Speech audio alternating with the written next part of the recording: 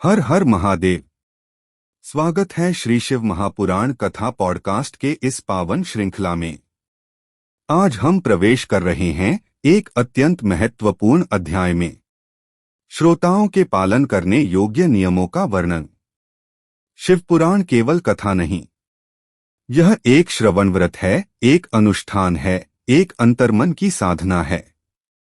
और जैसे हर अनुष्ठान में नियम आवश्यक होते हैं, उसी प्रकार शिवपुराण श्रवण में भी श्रोताओं के लिए कुछ पवित्र व्रत, आचरण और अनुशासन निर्धारित किए गए हैं। आज के एपिसोड में हम जानेंगे, श्रोता को कथा सुनने से पहले दीक्षा क्यों लेनी होती है, ब्रह्मचर्य, भूमिष्यन और हविष्यान व्रत का गूढ़ महत्व, किन आहारों और आचरणों का त्याग अनिवार्य है, क्यों सत्य, दया और मौन को कथा मंत्र कहा गया है, और कथा के बाद होने वाले उद्यापन, इस भव्य समापन संस्कार का रहस्य। कहते हैं, जिसने श्रद्धा और नियमों के साथ शिवपुराण श्रवण व्रत रखा, उसके जीवन से पाप, बाधाएं और बंधन दूर होते हैं और शिवमार्ग स्वयं प्रकट होता है। आइए इस पवित्र अध्याय का श्रवण करें।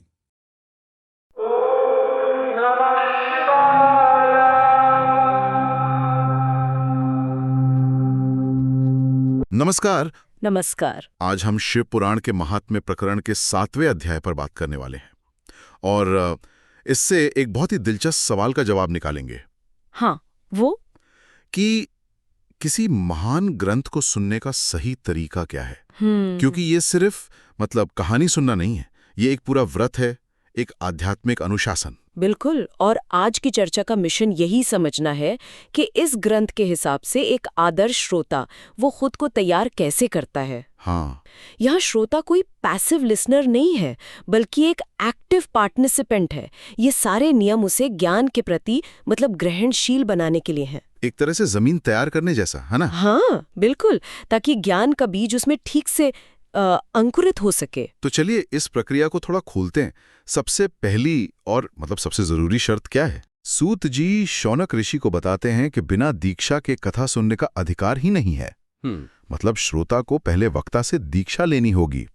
ये तो बहुत औपचारिक लगता है, पर ये एक तरह से आज की भाषा में कहें तो नियम और शर्तों पर आई एग्री क्लिक करने जैसा है। अच्छा। दीक्षा एक औपचारिक प्रतिबद्धता है।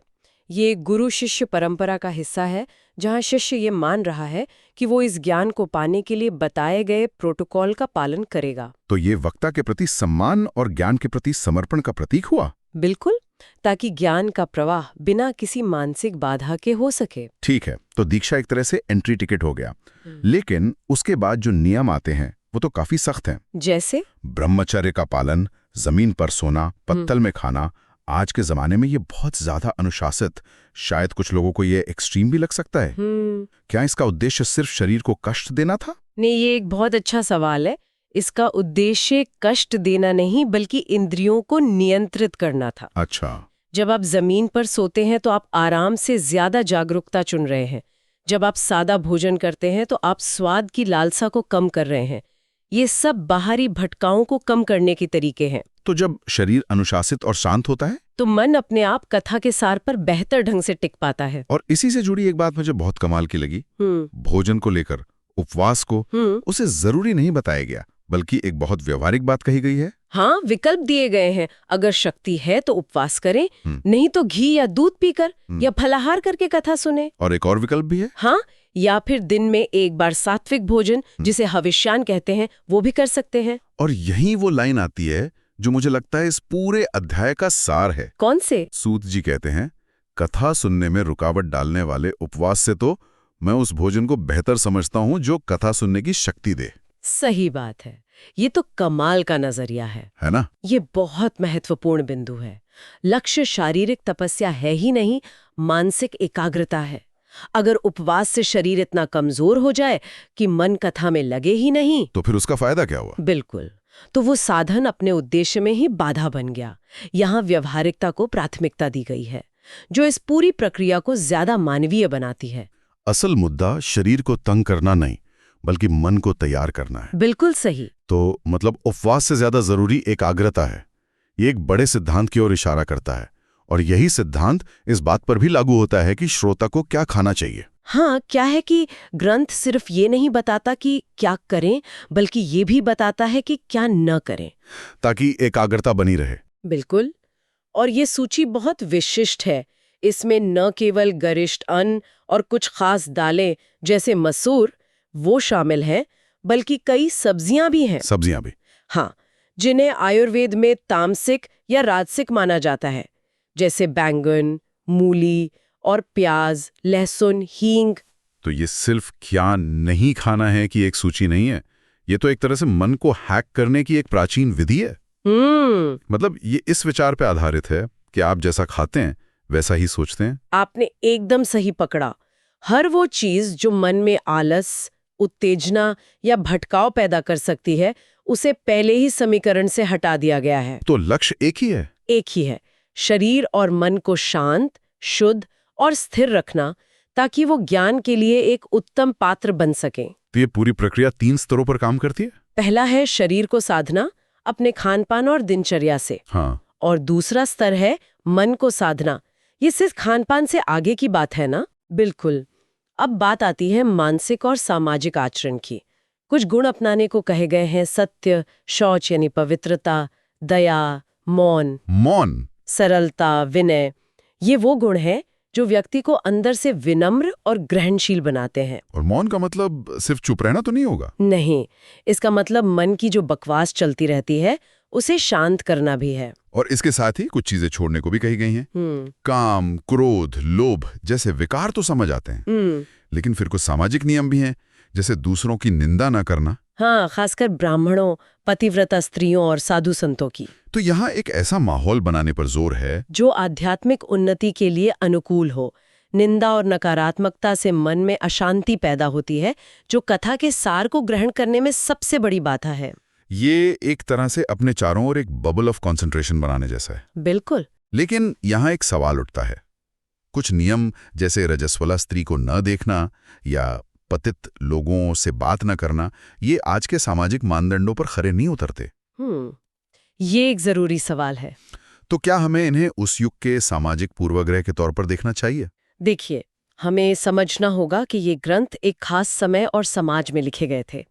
उस संदर्भ में इन नियमों का उद्देश्य श्रोता को हर उस प्रभाव से दूर रखना था जिसे वे आध्यात्मिक प्रगति में बाधक मानते थे। तो एक तरह की आध्यात्मिक रूप से स्वच्छ या स्टेराइल जगह बनाना चाहते थे। हाँ, बिल्कुल।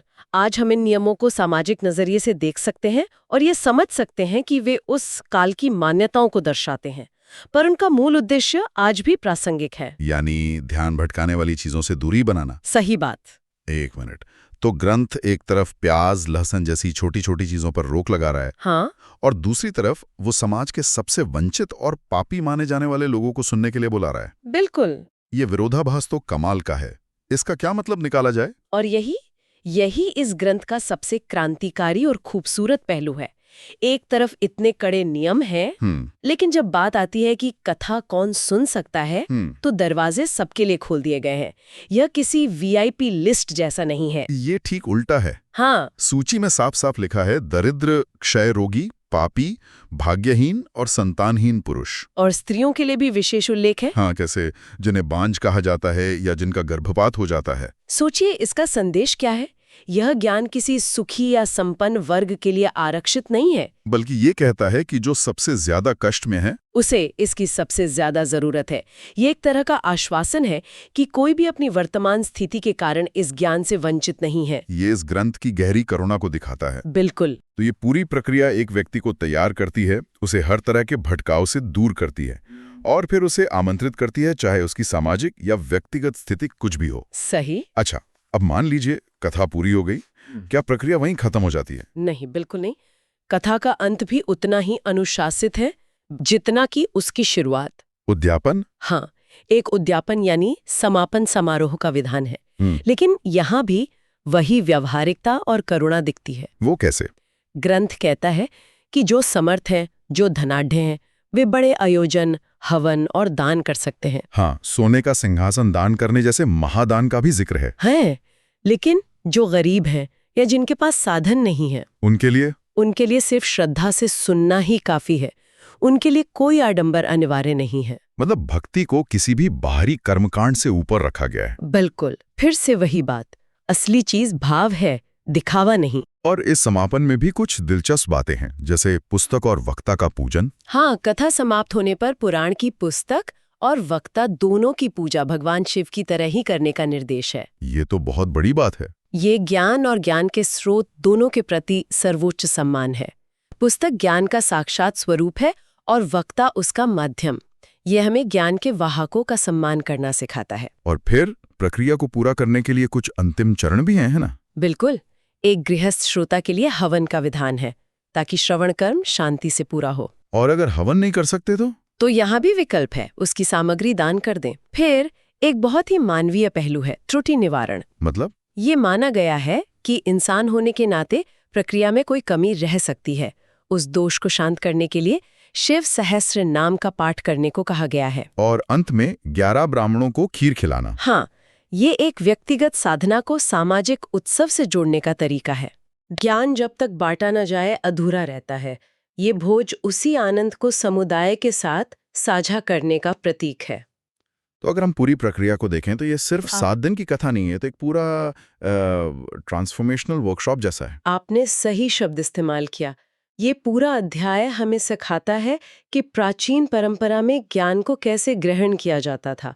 ये केवल एक बौद्धिक अभ्यास नहीं था, ये एक पूरी जीवन शैली थी। हाँ, एक संपूर्ण जीवन शैली थी जिसमें आपका शरीर, आपका मन, आपका आहार और आपका सामाजिक आचरण सब कुछ शामिल था। ये ज्ञान को जीने की एक प्रक्रिया थी, सिर्फ जानने की नहीं। बिल्कुल। और ये आज के श्रोता के लिए गहरा विचार छोड़ जाता है। आज की इस भागदौड़ और सूचनाओं के अंबार वाली दुनिया में, जहां हमारा ध्यान हर कुछ सेकंड में भटकता है, जहां हम एक साथ 10 चीजें करने की कोशिश करते हैं। हाँ, ये आज के युग का सबसे बड़ा सवाल है। ज्ञान को सच में ग्रहण करने के लिए इस तरह के अनुशासित और समग्र दृष्टिकोण का आधुनिक रूप क्या हो सकता है? क्या हम किसी विषय को, चाहे वो आध्यात्मिक हो या कोई सांसारिक स्किल, गहराई से समझने के लिए अपने जीवन में इस तरह का कोई व्रत अपना सकते हैं? जैसे शायद कुछ दिनों के लिए सोशल मीडिया से पूरी तरह दूर रहना, या किसी एक किताब को बिना किसी और भटकाव के पूरी एकाग्रता से पढ़ना। शायद यही आज के युग का श्रवण व्रत हो। सोचने वाली बात है।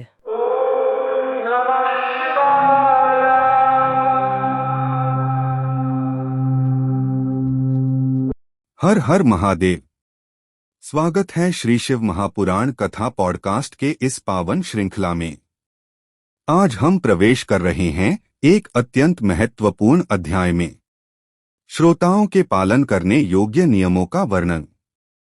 शिवपुराण केवल कथा नहीं, यह एक श्रवण व्रत है, एक अनुष्ठान है, एक अंतर्मन की साधना है। और जैसे हर अनुष्ठान में नियम आवश्यक होते हैं, उसी प्रकार शिवपुराण श्रवण में भी श्रोताओं के लिए कुछ पवित्र व्रत, आचरण और अनुशासन निर्धारित किए गए हैं। आज के एपिसोड में हम जानेंगे, श्रोता को कथा सुनने से पहले दीक्षा क्यों लेनी होती है, ब्रह्मचर्य, भूमिष्यन और हविष्यान व्रत का गूढ़ महत्व, किन आहारों और आचरणों का त्याग अनिवार्य है, क्यों सत्य, दया और मौन को कथा मंत्र कहा गया है, और कथा के बाद होने वाले उद्यापन, इस भव्य समापन संस्कार का रहस्य। कहते हैं, जिसने श्रद्धा और नियमों के साथ शिवपुराण श्रवण व्रत रखा, उसके जीवन से पाप, बाधाएं और बंधन दूर होते हैं और शिवमार्ग स्वयं प्रकट होता है। आइए इस पवित्र अध्याय का श्रवण करें।